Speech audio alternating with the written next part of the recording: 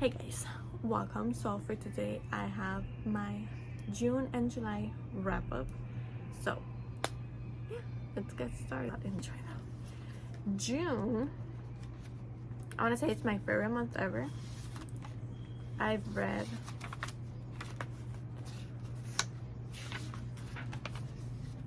seven books in June. Most read genre was romance, fiction or non-fiction, fiction, and then I read 2,234 pages. My average rating was a 4.11. First book I read was The Fallout by Jenny Barbara. I was seeing this a lot on TikTok, Instagram about this guy who is a germaphobe, but she eats off his plate, and it's so wholesome and cute. She decides the night they meet, they have a one-night stand, but she decides, I'm not gonna date for a whole year. They stay friends. And they're talking, they're hanging out, they have their movie time nights.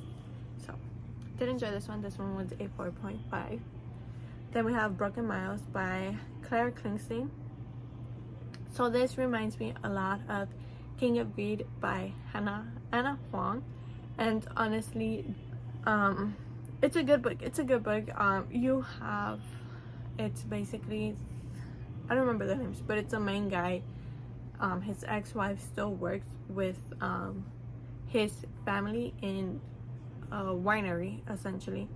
She works as an event planner, and then his other two brothers work there along with his mother and father. And I think the plot twist, there's a plot, it's not essentially a plot twist, it's more of a surprise element that it has. I ended up guessing.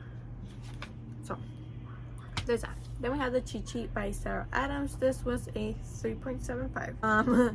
So my thoughts, and I wrote them on my journal. So my thoughts on this was, out of the other two books I read from Sarah Adams, I enjoyed a bit more than this one. It was a lot of back and forth. I don't mind that. In YA/new adult, I feel like it could have been a less back and forth. Overall, it was a good book. There was a lot of back and forth of, oh, he might not like me, he might not like me, he might not like. Granted, everyone has those feelings, but at a certain point, someone gets annoyed of hearing that, and it's like he's trying to make an effort to make it known that he actually has those feelings for her. So like, oh no, he doesn't. He's just be my friend. He's like a good best friend. Then we have Gorgeous Monster by Charity Farrell. This was also a 3.75. I'm gonna say this, I'm not one for those what's it called, her ex's boyfriend's dad, getting with the ex's boyfriend's dad. That's not for me. Or getting, this one wasn't it, this was her best friend's dad. So it's a dark romance. Essentially, she breaks up with her boyfriend. Her boyfriend is part of a gang, I want to say, and he's after her. Like, her name is literally like on a list to kill. So she goes to her best friend's dad, like, I need protection. He's like, my protection comes at a price. She agrees to it, whatever. You see the whole point of that. Then we have Dangerous King by Sienna Snow. This was also a 3.75. It is dark romance. This one and Gorgeous Monster were dark romance. So essentially, this one, the reason why I didn't enjoy it is that towards the end, whatever she had planned, she's like, fuck that, I'm not gonna do it anymore. And that was the whole point. Like, if I don't want to give away what happens, but in movies, they always go through with whatever they have planned. Basically, you have this girl and this guy, obviously. Her mom dies, her uncle comes and takes her away somewhere far, so she won't be near that one guy. So when she grows up, she's her uncle's right hand, and she's trying to bring downfall to her uncle. So she needs help. Who does she go to? That one guy. Just for the Summer by Emmy Jimenez is my 5-star. So Justin is the poster for if he wanted to, he would. I love both Justin and Emma. They both had their flaws, they both had problems within family based, and the way they handle each. I love the way Emma handled her problems and how she was able to fix her problems essentially in a way, but I did enjoy that one. Then we have Kiss Me Mi Amor by Alana Albertson. So this is representing Hispanics and Latin American culture. So this one you have Carolina and Enrique. So Carolina is a, I want to say, first generation field picker. She's out in the fields picking fruit. I want to say strawberries, but Enrique admires her work. She's very well known because she bought her own like field and is harvesting her own agriculture. So he wants to know a bit more of it. He wants to know how he could actually do better for his workers on the agriculture side. So you see them come around. Keep in mind, her family is very traditional.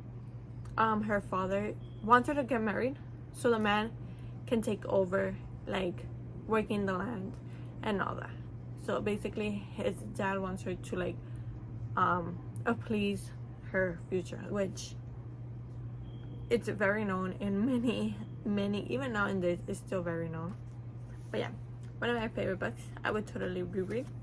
This is the second book in a specific series. I don't remember, but the first one is Ramon and Julieta. I haven't read it.